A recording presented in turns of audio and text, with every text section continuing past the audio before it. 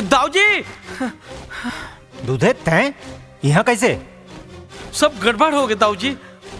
का हो गए? पूरा गड़बड़ हो गया दाऊजी। अरे का हो गए, साफ साफ बतावे।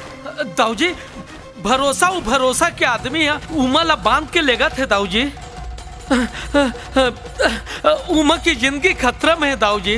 वो भरोसा बड़ बदमाशी करत दाऊजी। शंकर की जिंदगी भी बड़ खतरा में है। कुछ करो दाऊजी, वो दार सब गड़बड़ हो गए दाऊजी।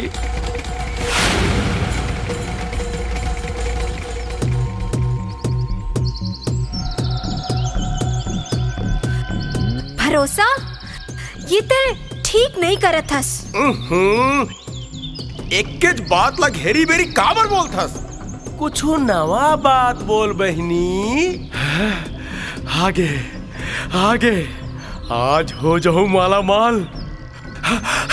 जीजा जी आओ आओ आओ। रेंगत रेंगत थक गए हो ना? का करो जीजा जी, एक काम में जैसने हैं वैसे बहुत समय लगा दे जीजा जी। ओ ठीक ठीक ठीक, भाई ले मिले में रिश्तेदारी वाले बात है। खैर मोर काम हो गया ना? ये ले और छोड़ू माला।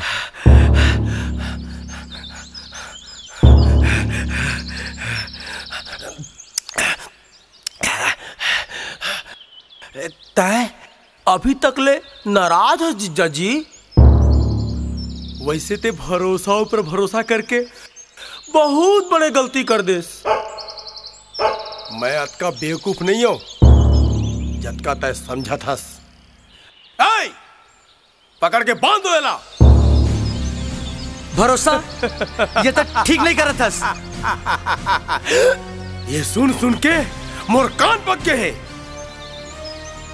तो मन ला जिंदा छोड़ना यानी अपन मौत ला न्योता देना। भैया ला पता लग गए कि तय हमार ऊपर तोर खैर नहीं। तय का सोचा था? ओकर आवत ले अगोर हूँ मैं। आ मोला मार गई के। देखत का हो, मुखाग्नि की पहली स्नान कराओ भाई।